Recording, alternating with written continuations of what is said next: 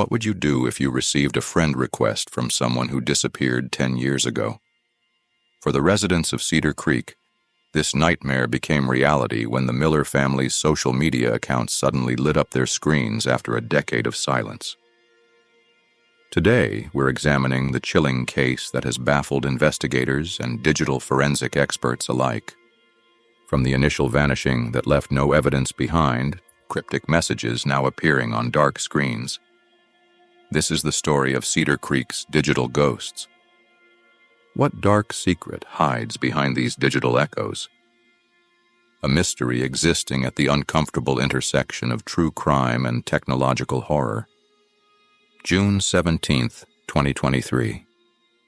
Sarah Jenkins was scrolling through her social media notifications when she saw it, a friend request that made her drop her phone. The name on the screen, Emma Miller. The same Emma who had been her best friend in 8th grade. The same Emma who, along with her entire family, had vanished without a trace exactly 10 years earlier. "I thought it was a sick joke," Sarah told us, her voice still shaking at the memory.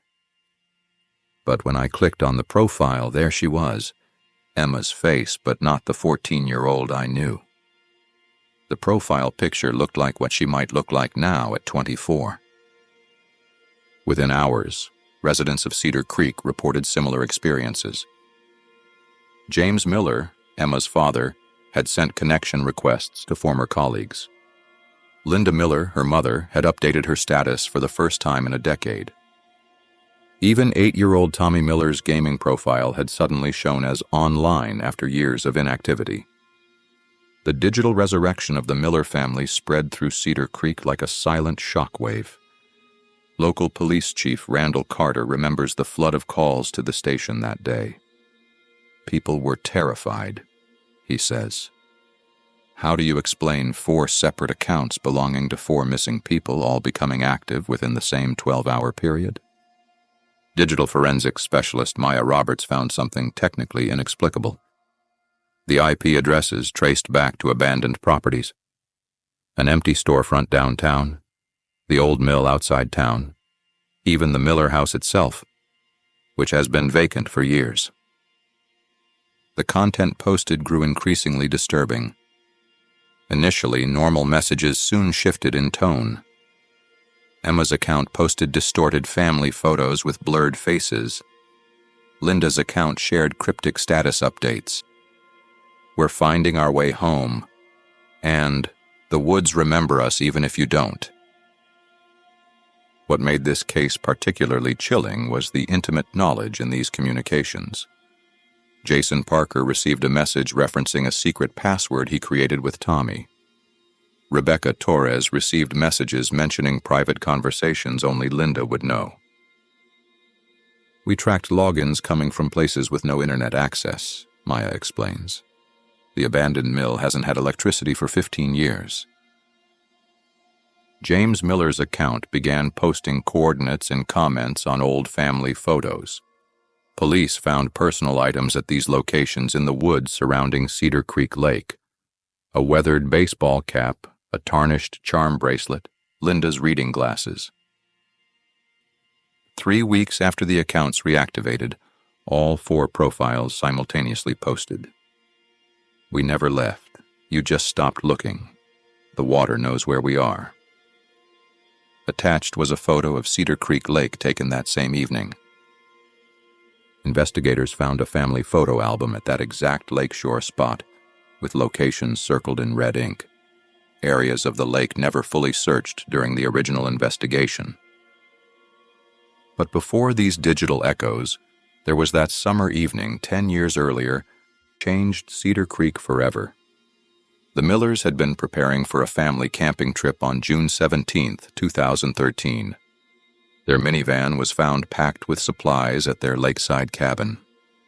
Dinner was half prepared in the kitchen. Cell phones, wallets, and Linda's prescription medication remained in the house. The last confirmed sighting was Tommy buying fishing bait at 4:30 p.m. A neighbor reported hearing a vehicle with a distinctive engine knock approaching the cabin around 6 p.m., but no vehicle was ever found. The initial search revealed a single muddy footprint on the dock and unusual water patterns suggesting a boat may have approached. After 6 weeks, the investigation stalled, leaving behind only questions about what happened to this ordinary family that vanished without explanation on a quiet summer evening. July 8th, 2013. The Miller family, James, Linda, 14-year-old Emma, and 8-year-old Tommy, sat at their usual corner table at Mabel's Diner in downtown Cedar Creek. Security footage shows them laughing, sharing dessert, and leaving around 8:45 p.m. Waitress Dorothy Simmons remembers serving them that night. They seemed completely normal, she recalls, her eyes still searching her memory for anything unusual. James left his usual big tip. Linda asked about my new grandbaby. Tommy was excited about catching fireflies later. There was absolutely nothing that suggested I'd never see them again. The Millers drove home in their blue Honda Odyssey. Neighbors reported seeing the lights come on in their 2-story house on Maple Street around 9:15 p.m. Then, nothing. When James missed an important meeting at the bank the next morning, police conducted a welfare check. The house stood empty. The scene was disturbing precisely because of what wasn't there.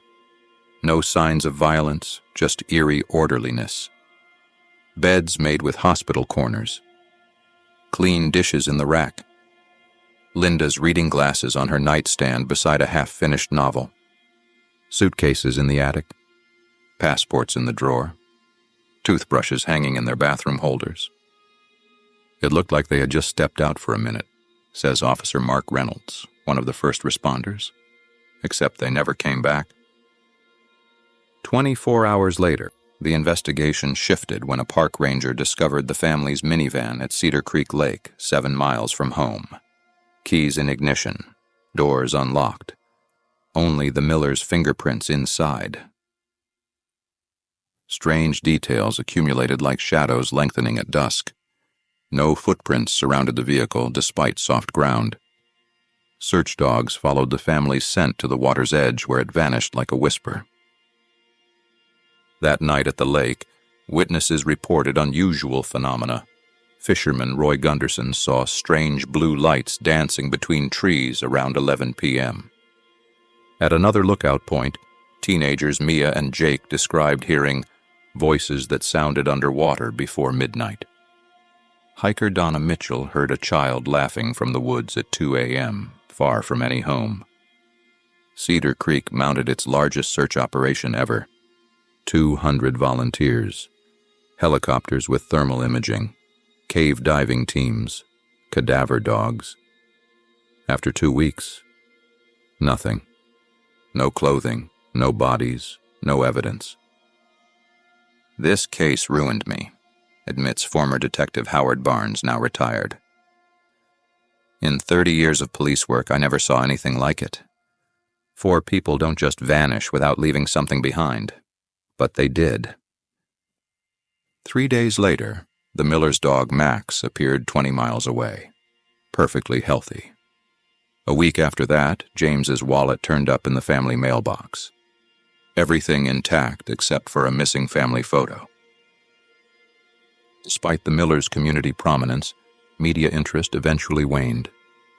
6 months later, national headlines had moved on. By the 1-year mark, even local coverage stopped. We explored every theory, Chief Carter explains, reviewing the massive file. Voluntary disappearance, they left all their money behind. Kidnapping, no ransom demand. Murder, no evidence. Drowning. We searched every inch of that water. He closes the file. Every explanation had fatal flaws. For 10 years, the Millers remained ghosts. No sightings, no card usage, no social media activity, no contact with friends or family. They disappeared as completely as footprints in running water. Until last summer, when, like dormant spirits awakening, their digital presence began to stir. What connects the original mystery to this digital resurrection a decade later? And what, or who waits to be discovered in Cedar Creek Lake's depths? Cedar Creek remains trapped between two impossible realities. A family vanished without leaving behind footprints, evidence, or bodies. 10 years later, their digital ghosts returned, posting memories only they could know, and leading searchers to hidden belongings. Detective Carter keeps the case file open. The Miller family accounts continue posting weekly despite authorities' attempts to shut them down. Photos appear of familiar places taken from unusual angles. Messages hint at secrets beneath the lake's surface. Every notification makes Cedar Creek residents pause.